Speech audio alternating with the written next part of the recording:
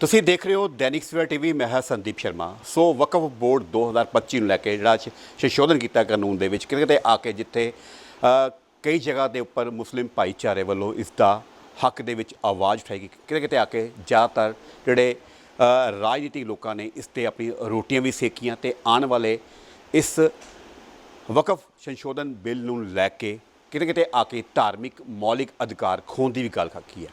ਆਖਿਰਕਾਰ किस तरह 2025 का वकफ संशोधन बिल पास होया, उस तो बाद हुण जिहड़ा मामला हाई कोर्ट दे विच भी है, लेकिन किते आके 1332 पेज का हल्फनामा भी दायर किया गया। तो किते आके हुण अगर गल की जाए पंजाब के शाही इमाम वालों भी इसकी गल उठाई गई सी कि वकफ बोर्ड यानी इस्लाम दे विच दूसरे धर्मां दा उन्हां दे जिहड़े मौतबर बंदियां विच शामिल करना किते आके उस पर भी किसी सवालिया निशान पैदा किए थे, क्योंकि दूसरे धर्म के लोग इस्लाम नूं नज़दीक तो नहीं जानते, उन्होंने नियम की होंदे आ वो नहीं जानते।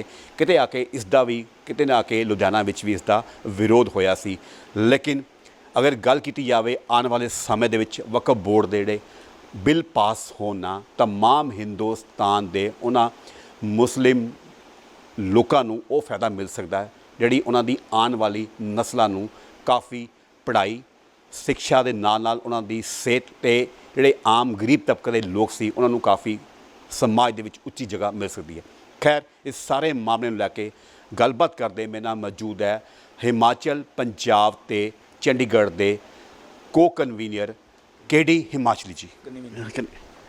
कैसे दिखते हो वक्फ बोर्ड बिल पास होता है, यहाँ काफ़ी जगह इसका समर्थन होता है, लेकिन काफ़ी जगह अगर देश के लोगों ने इसका विरोध किया, नारे लगाए हैं, पुतला भी फूका गया। क्या देखते हो वक्फ बोर्ड बिल में ऐसी कौन सी चीज़ है जो इस्लाम या मुसलमान भाइयों को वो दिल पर उनके सुइयाँ चुभो रही है?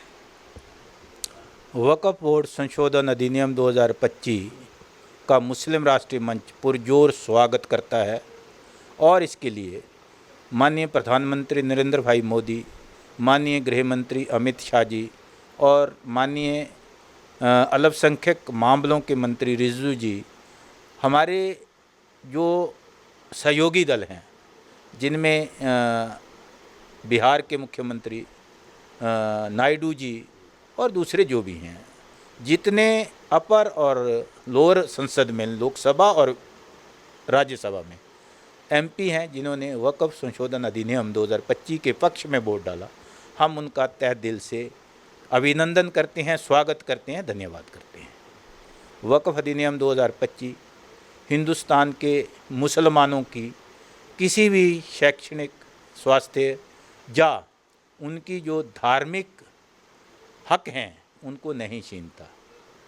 वक्फ संशोधन अधिनियम 2025 प्योरली बिल्कुल साफ तौर पे एक प्रशासनिक व्यवस्था की गई है।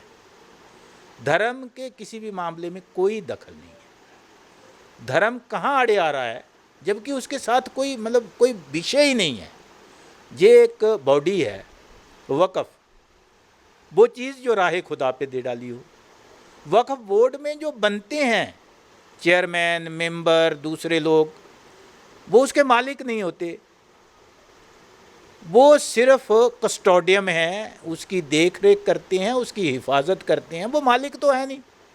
अब हुआ क्या आज तक हिंदुस्तान में जो कस्टोडियम बने, जो देख रेख के लिए अमानत में ख़जानत ना हो जाए, इमानत की रक्षा हो, वही लोग बाढ़ ही खेत को खाने लग गई, उन्होंने ही खाया। अब जब बाढ़ ही खेत को खा रही थी, जब देखा हमारी सरकार ने, सरकार को देखना होता है कि इतना बड़ा 100, 200, 500, 1000 लाख का नहीं, करोड़ों का घोटाला, करोड़ों की हेरा फेरी, करोड़ों अरबों की संपत्ति अवैध कब्जों में, और वो गरीब मुसलमानों का हक कुछ बड़े धन्ना सेठ खा रहे थे। तो सरकार ने देखा उसको पूरी तरह एक दिन में नहीं, लंबे समय तक उस पर एक्साइज किया, पूरी तरह जो रिपोर्ट सामने आई तो उसको अमेंडमेंट बिल लाया। और ये अमेंडमेंट बिल भारत के 99% मुसलमानों के हक में है। सिर्फ 1% मुसलमान है जिन्होंने अवैध तौर पर इन जायदादों को कब्जाया है। विरोध किस बात का? क्योंकि वही विरोध कर रहे हैं। कौन कर रहा है? कारण क्या रहा? उनके नीचे से खिसक जाएगी ना जमीन, उनके नीचे से दुकानदारी खिसक जाएगी ना, उनके हाथ से गरीब मुसलमान चला जाएगा, पढ़ लिख लेगा, अफसर बन जाएगा, आईपीएस आईएफएस बन जाएगा। उनकी क्यों मानेगा? क्यों उनको मतलब सलाम ठोकेगा? आज तक तो उन्होंने उनको अपना बंधुआ मजदूर समझा ना। बता दें ना, बता दें आज़ादी के बाद 78 सालों में आज तक गरीब मुसलमान के लिए क्या किया इन्होंने? एक काम बता दें। झूठी हमदर्दी, झूठ की दुकान, उससे तो किसी का पेट भरने वाला नहीं है, उससे तो भला होने वाला नहीं है। कैसे होगा? आप ही बताइए ना। ओवैसी साहब ने भी कहते हैं गलत काम किया, मोदी साहब ने अपनी मनमानी किया। क्या लग रहा है ओवैसी साहब सबसे बड़े विरोधी हैं? ओवैसी तो नौसिखिया है यार, सच पूछो। ओवैसी साहब कौन सी राजनीति करते हैं समझ ही नहीं आता। मुसलमानों की बात करते हैं, मुसलमानों के लिए मरने कटने की बात करते हैं और मुसलमानों का हक खाते हैं। अब अगर वो सच्चे सुच्चे हैं, वो वाकई ईमानदार हैं, तो उन्होंने जो वक़्फ़ की ज़मीन हथियाई हुई है पहले उसको वापस कर देना। हथियाई उन्होंने जगह काफ़ी वक्फ बोर्ड की जगह रखी हुई उन्होंने। बोलते हैं सैकड़ों कनाल है, हैदराबाद में बहुत बड़ी बेशक कीमती है। अब वो लोग, मैं क्या बोलूं, जो बाल तक भी डूबे हुए हैं वो हमारी बात करते हैं। सुनिए मेरी बात सुनिए। अब मुसलमानों के ठेकेदार बनने वाले जो नवाब, जो बड़े लोग जो राजनीति में मठाधीश बने थे, अब उनका जमाना लद गया। अब सरकार मोदी की है, अब सरकार भारतीय जनता पार्टी की है। अब गरीब मुसलमानों का समय आ गया। अब राज हम करेंगे, वो नहीं करेंगे। इसलिए उनके पेट में दर्द है, इसलिए भड़का रहे हैं गरीब मुसलमानों को। धार्मिक मौलिक अधिकार छीनने वाली बात कर रहे हैं। क्या लगता है यही लोग ज़्यादातर कब्जादारी यही बने हुए हैं जो धार्मिक मौलिक अधिकार छीनने वाली बात कर रहे हैं? धार्मिक और मौलिक अधिकार छीनने के सबसे बड़े जुर्मबार यही लोग हैं, यही लोग हैं। मैं एक बात पूछना चाहता हूँ। अब धर्म की बात करते हैं तो भाई बोलते हैं मुसलमानों में कोई ऊंच नीच नहीं है, क्या सब में शादियां होती हैं?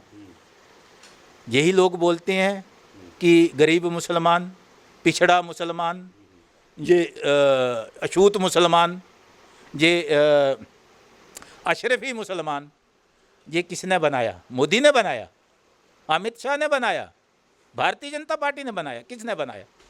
इन्हीं लोगों ने खाई पैदा की और अपने घर भरे। अपने लोग काट रहे हैं। बिल्कुल सही है। मुसलमान ने मुसलमान को काटा, मुसलमान ने मुसलमान को नीचे लगाया। धर्म की बात फिर कर रहे हैं। देखो, धर्म की बात करते हैं, जिस वक्त इनको अपना वजूद खतरे में नज़र आता है तो धर्म को, तलवार को अपनी सुरक्षा दीवार बना लेते हैं। असल में धर्म का इनसे कुछ लेना देना नहीं है, इनका तो सिर्फ राजनीति की कुर्सी और अपनी दुकान चमकाने का है। लेकिन जब अपना आप कमज़ोर नज़र आता है, अपना आप खतरे में नज़र आता है, तो तलवार धर्म बन जाती है, दीवार गरीब मुसलमान बन जाता है। जब पार्लियामेंट बोर्ड में जब वक्फ बोर्ड बिल पास हुआ तब सभी मुसलमान बुलाए गए, चाहे वो राजनीतिक थे चाहे धार्मिक थे, सबको बुलाया गया। तब ओवैसी ने आवाज़ तब क्यों नहीं उठाई? बाद में ये हल्ला क्यों? अब इसी से अंदाज़ा लगाया जा सकता है कि ये बेईमान है।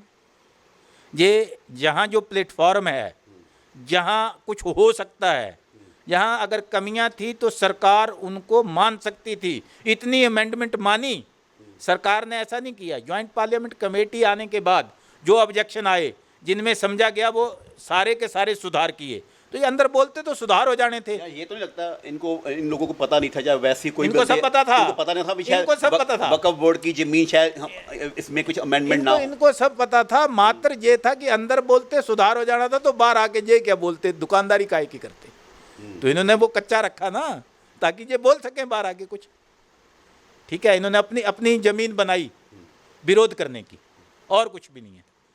क्या लग रहा है अब वक्फ बोर्ड की जो ऐसी मुस्लिम भाईचारों जैसे राजनेता जो अपनी राजनीतिक रोटियां सेक रहे हैं, उन्होंने अभी भी कब्जा किया हुआ है, लगता है आने समय में वो अभी उनसे मुक्त हो जाएंगे, कब्जा मुक्त हो सकती हैं, या फिर यही काम चलता रहेगा, राजनीति रोटी इस पर सिकती रहेगी? भारत सरकार कोर्ट के फैसले का इंतज़ार करेगी।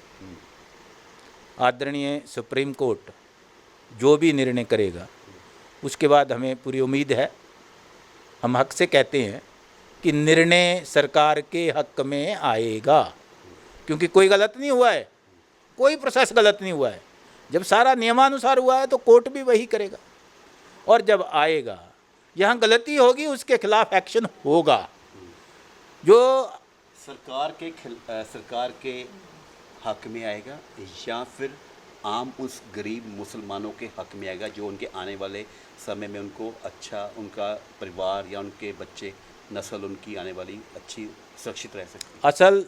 असल में तो गरीब मुसलमानों के हक में आएगा। सरकार तो एक पार्टी है, आज कोर्ट में सरकार पार्टी है। जब सरकार के हक में आएगा तो ऑटोमेटिक गरीब मुसलमानों के हक में आएगा, क्योंकि भला तो उन्हीं का होने वाला है। ये मोदी जी ने सुनिश्चित कर दिया है, और उन्होंने ये वादा किया है पार्लियामेंट हाउस में कि वक़्फ़ की जो इनकम होगी उसका एक एक पैसा गरीब मुसलमानों पे खर्च किया जाएगा। बहुत बहुत शुक्रिया।